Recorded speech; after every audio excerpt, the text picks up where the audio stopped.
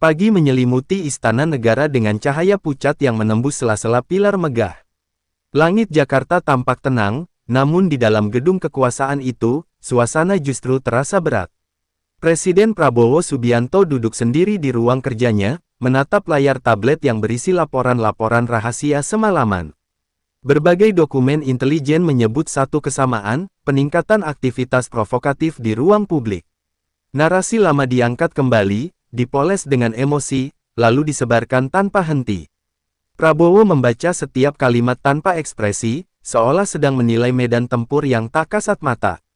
Ketukan pelan terdengar di pintu. Seorang ajudan masuk dengan sikap hormat, menyerahkan map merah berlabel "penting". Di dalamnya, ringkasan ancaman nasional yang disusun dari berbagai lembaga. Bukan serangan fisik, melainkan perang opini yang berpotensi menggerus kepercayaan publik. Prabowo menarik napas panjang. Ia tahu, kegaduhan semacam ini bukan hal baru. Namun, kali ini ritmenya berbeda, lebih terstruktur, lebih terencana. Ada pihak-pihak yang berharap negara terpancing, berharap pemimpin bereaksi secara emosional. Dari jendela besar, Prabowo memandang halaman istana yang masih lengang. Ia teringat masa lalu, saat keputusan yang salah bisa berujung pada kekacauan besar.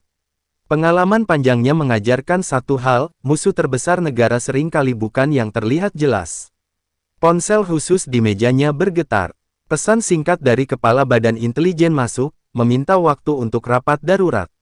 Prabowo tidak langsung menjawab. Ia menutup map, lalu berdiri perlahan, seolah sedang menata pikirannya sebelum melangkah. Di sudut ruangan, jam dinding berdetak pelan. Setiap detiknya terasa berarti. Prabowo menyadari bahwa langkah awal akan menentukan arah berikutnya. Apakah negara akan terjebak dalam pusaran isu, atau justru melompat lebih jauh menjaga stabilitas? Ia kembali duduk, menuliskan beberapa poin di kertas kosong. Tidak ada emosi, tidak ada reaksi spontan. Yang ada hanyalah kalkulasi dan kehati-hatian. Baginya, pemimpin tidak hadir untuk memuaskan keramaian, melainkan melindungi keutuhan. Para staf mulai berdatangan ke ruang rapat utama. Wajah-wajah tegang menyiratkan kesadaran bahwa situasi tidak sesederhana yang terlihat di layar televisi. Prabowo melangkah keluar dari ruangannya dengan langkah mantap, tanpa ragu sedikit pun. Saat pintu ruang rapat tertutup, suasana berubah hening. Semua mata tertuju padanya. Ia berdiri di ujung meja panjang, menatap satu persatu pejabat yang hadir, memastikan perhatian mereka utuh. Dengan suara tenang namun berwibawa, Prabowo membuka rapat. Kita tidak sedang menghadapi gosip, katanya pelan namun tajam. Kita sedang menjaga arah negara. Kalimat itu menggantung di udara, menjadi penanda bahwa hari itu, sebuah babak penting baru saja dimulai. Ruang rapat utama istana terasa kaku ketika pintu tertutup rapat. Tidak ada suara selain dengusan pendingin ruangan dan tarikan napas para pejabat yang menunggu arahan. Prabowo berdiri tegak, kedua tangannya bertumpu di meja, menatap peta nasional yang terpampang di layar besar. Ia memulai dengan menjabarkan situasi terkini secara singkat namun padat. Ancaman bukan datang dalam bentuk senjata, melainkan narasi yang sengaja dibangun untuk memecah konsentrasi negara. Beberapa wilayah disebut rawan, bukan karena konflik terbuka, melainkan karena derasnya arus informasi menyesatkan. Seorang jenderal mencoba menyela, menanyakan apakah isu yang beredar perlu ditanggapi secara resmi. Prabowo mengangkat tangan, memberi isyarat agar ia menyelesaikan kalimatnya terlebih dahulu. Tatapannya tajam, namun tetap terkendali. Negara tidak boleh terpancing, ucapnya mantap. Ia menegaskan bahwa respons emosional hanya akan memperpanjang kegaduhan. Fokus utama, menurutnya, adalah memastikan rakyat tetap merasa aman dan aktivitas nasional berjalan normal. Perintah pertama pun dikeluarkan. Pengamanan objek vital ditingkatkan secara senyap, tanpa publikasi berlebihan. Aparat diminta bekerja dalam bayang-bayang, menjaga stabilitas tanpa menimbulkan kepanikan. Semua langkah harus terukur dan disiplin. Di sektor digital, Prabowo meminta patroli siber diperkuat. Bukan untuk membungkam perbedaan pendapat, melainkan memetakan pola penyebaran provokasi. Ia ingin tahu siapa yang bermain, dari mana arah serangan dimulai, dan apa tujuan akhirnya. Nama Roy Suryo sempat muncul dalam paparan media monitoring. Namun Prabowo hanya melirik singkat, lalu mengalihkan pembahasan. Itu bukan prioritas, katanya dingin. Kalimat tersebut langsung mematikan diskusi lanjutan. Para menteri saling pandang. Mereka memahami pesan yang tersirat, negara tidak akan turun tangan dalam isu yang tak menyentuh keselamatan publik. Diam bukan berarti lemah, melainkan pilihan sadar untuk tidak memberi panggung. Prabowo lalu menggeser pembicaraan ke kesiapan daerah. Ia meminta laporan kesiapsiagaan dari tiap wilayah strategis, memastikan koordinasi pusat dan daerah berjalan lancar. Tidak boleh ada celah yang bisa dimanfaatkan pihak tak bertanggung jawab. Nada suaranya tetap stabil, namun wibawanya memenuhi ruangan. Tidak ada ancaman, tidak ada amarah. Hanya keyakinan bahwa arah yang diambil sudah tepat. Para pejabat mencatat dengan serius, menyadari bahwa keputusan hari itu akan berdampak panjang. Rapat berlangsung lebih lama dari jadwal semula. Setiap detail dibahas singkat namun tajam. Prabowo menutup sesi dengan satu pesan terakhir, loyalitas tertinggi bukan pada individu, melainkan pada konstitusi dan rakyat. Saat para peserta meninggalkan ruangan, suasana berubah. Ketegangan masih ada, namun kini disertai kejelasan arah. Mesin negara mulai bergerak, sunyi namun pasti. Prabowo kembali ke ruang kerjanya sendirian. Ia menatap kembali peta Indonesia, lalu bergumam pelan, seolah berbicara pada dirinya sendiri. Selama negara berdiri tegak, isu apapun akan runtuh dengan sendirinya. Pagi berikutnya, ruang media nasional dipenuhi tajuk yang saling berlomba menarik perhatian. Isu lama kembali diputar, dikemas dengan nada seolah mendesak negara untuk bereaksi. Namun satu hal terasa ganjil, istana tetap sunyi, tanpa pernyataan, tanpa bantahan, tanpa klarifikasi. Keheningan itu justru memicu kebingungan. Para pengamat politik mulai berspekulasi, mencoba membaca arah sikap presiden. Sebagian menduga Prabowo sedang menyiapkan langkah besar, sementara lainnya menilai ia sengaja membiarkan polemik kehabisan napas. Di balik layar, tim komunikasi negara bekerja tanpa sorotan. Mereka memantau pergerakan opini publik, mencatat perubahan sentimen dari jam ke jam. Grafik di layar menunjukkan fluktuasi tajam di awal, lalu perlahan melandai seiring absennya respons resmi. Nama Roy Suryo kembali bergema di berbagai diskusi daring. Namun tanpa tanggapan dari pusat kekuasaan, gaung itu terdengar kosong. Narasi yang biasanya memantik reaksi berantai kini hanya berputar di lingkaran yang sama. Sementara itu, aparat di lapangan mulai menjalankan instruksi dengan disiplin. Patroli keamanan ditingkatkan di titik-titik strategis, tanpa sirene atau konvoi mencolok. Kehadiran negara terasa, meski tidak diumumkan. Di beberapa daerah, tokoh masyarakat menyampaikan pesan menenangkan. Mereka mengimbau warga untuk tidak larut dalam kabar yang belum tentu berdampak langsung. Sikap ini memperkuat efek domino dari ketenangan yang dibangun pusat. Di istana, Prabowo menerima laporan singkat setiap beberapa jam. Ia membaca cepat, lalu memberi tanda kecil di lembaran kertas. Tidak ada perintah tambahan, tidak pula perubahan sikap. Seolah semua berjalan sesuai perhitungan awal. Seorang menteri sempat mengajukan usul agar pemerintah memberi klarifikasi terbatas. Prabowo mendengarkan tanpa memotong, lalu menggeleng pelan. Jika kita bicara sekarang, kita justru menghidupkan api, ujarnya singkat. Hari beranjak sore, dan perhatian publik mulai bergeser. Media mulai menyoroti hal lain, stabilitas harga, kesiapan aparat, dan aktivitas pemerintahan yang tetap berjalan. Isu tuduhan perlahan tersingkir dari halaman utama. Para analis mencatat fenomena itu sebagai strategi langka. Bukan serangan balik, bukan pula pembelaan, melainkan pengabaian terukur. Negara memilih berdiri di jalurnya sendiri, tanpa tergoda panggung kontroversi. Di ruang kerjanya, Prabowo berdiri menatap halaman istana yang mulai ramai oleh aktivitas rutin.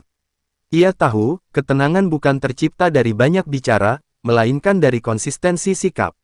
Malam itu, laporan terakhir masuk. Intensitas perbincangan publik menurun drastis. Prabowo menutup map, lalu mematikan lampu ruang kerja. Bab ini belum selesai, namun satu hal jelas, isu yang ditinggalkan mulai kehilangan daya hidupnya. Pagi itu, Jakarta bergerak seperti biasa. Lalu lintas padat, kantor-kantor mulai dipenuhi aktivitas, dan pasar kembali ramai. Di permukaan, tak ada yang tampak berubah. Namun di balik rutinitas itu, roda negara berputar lebih cepat dari biasanya. Di Pusat Kendali Keamanan Nasional, layar-layar besar menampilkan peta digital Indonesia. Titik-titik pengawasan menyala bergantian, menandai aktivitas yang dipantau secara real-time. Instruksi Prabowo mulai menunjukkan hasil, meski tanpa pengumuman resmi. Aparat keamanan bergerak dengan pola baru. Tidak ada pengerahan besar, tidak pula tindakan mencolok. Mereka hadir sebagai penjaga ritme, memastikan tidak ada gangguan yang berkembang menjadi gejolak. Ketertiban dijaga melalui kehadiran, bukan tekanan. Di dunia maya, patroli siber bekerja tanpa henti. Akun-akun provokatif dipetakan, jaringan penyebar narasi dipahami, dan pola komunikasi dianalisis. Bukan untuk membungkam, melainkan mengantisipasi eskalasi sebelum terjadi. Prabowo menerima laporan-laporan itu dengan sikap yang sama, tenang dan terukur. Ia tidak meminta pujian, juga tidak mengejar pengakuan. Baginya, keberhasilan sejati justru ketika rakyat tidak merasa ada ancaman. Di ruang rapat kecil, beberapa pejabat senior mendiskusikan hasil sementara. Mereka menyadari bahwa pendekatan senyap ini justru lebih efektif. Tanpa perlawanan terbuka, pihak-pihak yang berharap kekacauan kehilangan arah. Di daerah, kepala-kepala wilayah mendapat arahan jelas. Jaga ketertiban, perkuat komunikasi dengan masyarakat, dan hindari tindakan yang memicu ketakutan. Negara harus hadir sebagai penopang rasa aman, bukan sumber kecemasan. Sementara itu, media mulai mengubah nada pemberitaan. Sorotan beralih pada langkah-langkah konkret pemerintah, distribusi logistik, kesiapan infrastruktur, dan koordinasi lintas lembaga. Isu lama semakin jarang disebut. Prabowo menyadari perubahan itu bukan kebetulan. Ia tahu, perhatian publik mengikuti stabilitas. Ketika negara bekerja konsisten, kegaduhan akan kalah oleh kenyataan sehari-hari. Menjelang malam, ia berjalan menyusuri koridor istana yang sepi. Cahaya lampu menciptakan bayangan panjang di lantai marmer. Di keheningan itu, Prabowo merenungkan satu hal, kekuatan terbesar negara sering kali tersembunyi dari sorotan. Laporan terakhir hari itu menyebutkan situasi terkendali di seluruh wilayah utama. Tidak ada lonjakan gangguan, tidak pula tanda eskalasi. Mesin negara berjalan sebagaimana mestinya. Prabowo berhenti sejenak di depan jendela, menatap kota yang terus hidup. Ia tahu, bab ini bukan tentang kemenangan yang dirayakan, melainkan fondasi yang diperkuat. Stabilitas telah dibangun, diam-diam, namun kokoh. Ketika hari-hari berlalu tanpa gejolak berarti, publik mulai menyadari sesuatu yang tak biasa. Tidak ada klarifikasi, tidak pula bantahan dari istana, namun negara tetap berjalan stabil. Keheningan itu perlahan berubah menjadi pesan yang lebih keras daripada pidato manapun. Di ruang-ruang diskusi politik, sikap Prabowo menjadi bahan kajian serius.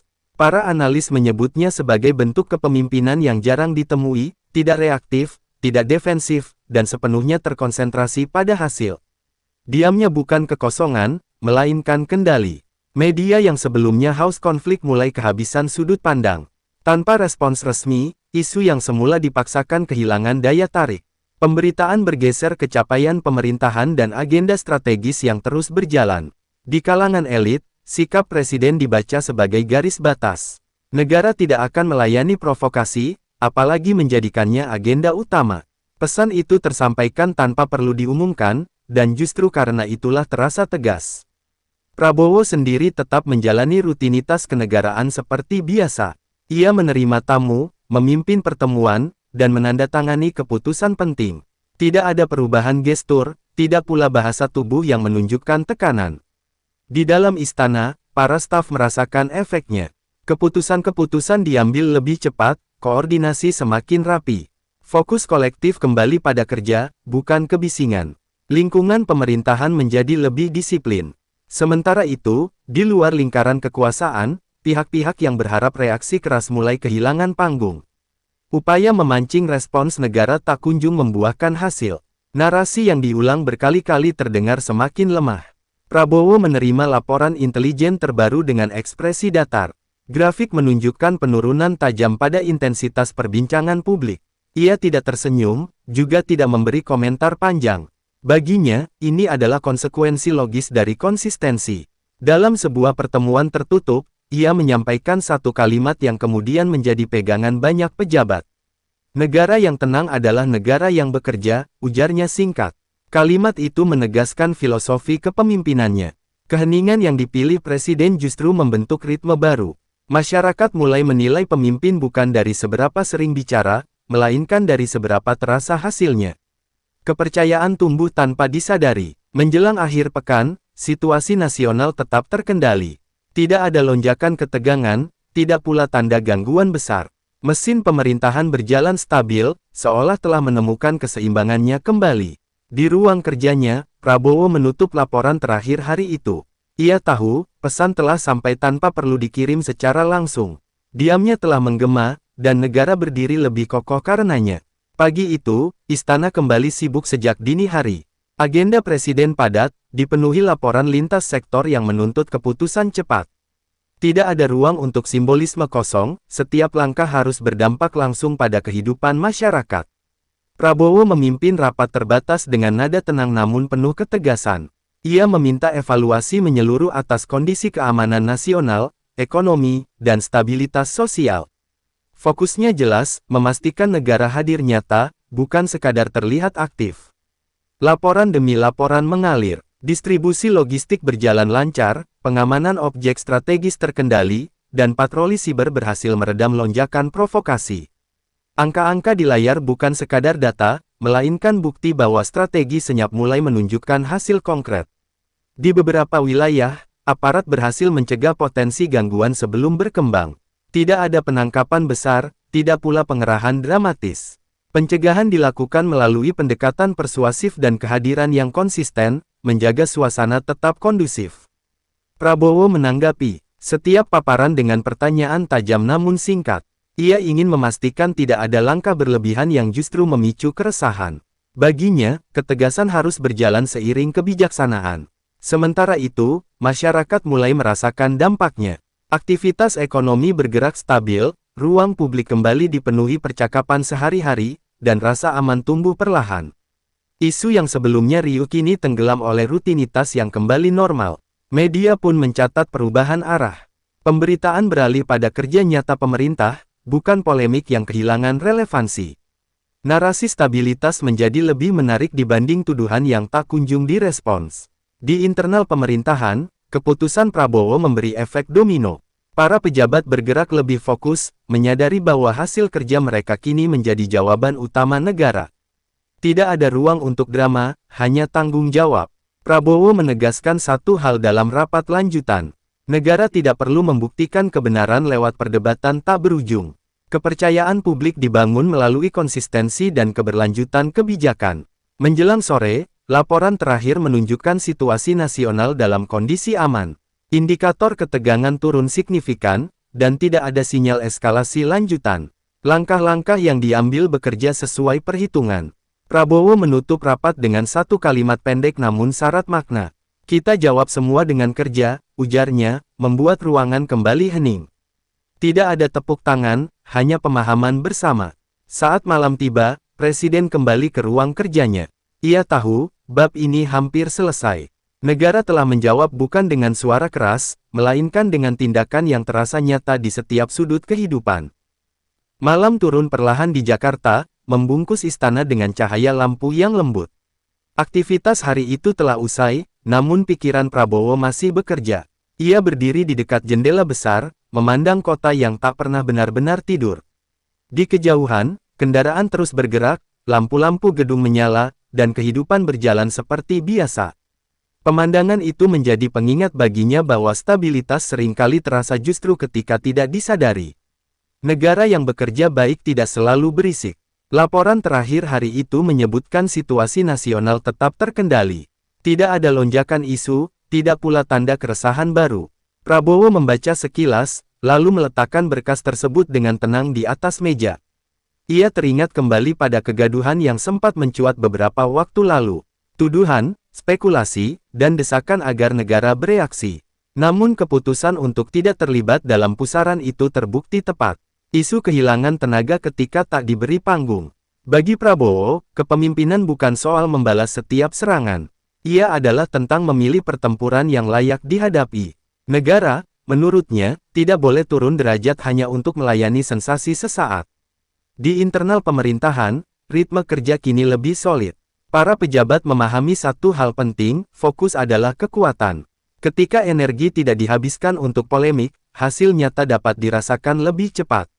Masyarakat pun mulai menaruh perhatian pada hal-hal yang lebih dekat dengan kehidupan mereka. Keamanan lingkungan, kelancaran ekonomi, dan kepastian arah negara. Perlahan, kepercayaan tumbuh tanpa perlu dikampanyekan. Prabowo duduk di kursi kerjanya, membuka buku catatan kecil yang selalu ia simpan. Ia menuliskan satu kalimat pendek, bukan untuk publik, melainkan untuk dirinya sendiri, negara harus selalu melangkah lebih tinggi dari hiruk-pikuk. Keputusan untuk tidak mengurusi tuduhan itu bukanlah pengabaian hukum, melainkan penempatan prioritas. Ada mekanisme yang berjalan, ada institusi yang bekerja, dan negara tidak perlu tampil emosional untuk membuktikan wibawa.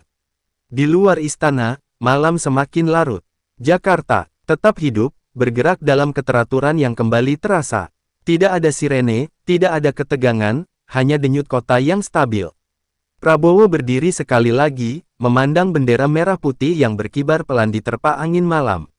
Ia tahu, tantangan akan selalu datang dalam bentuk berbeda. Namun selama arah tetap dijaga, negara akan bertahan. Ia mematikan lampu ruang kerja dan melangkah pergi. Cerita ini pun mencapai ujungnya dengan satu pesan yang tak terucap namun jelas terasa, bagi seorang pemimpin, tidak semua suara harus dijawab karena negara selalu di atas segalanya.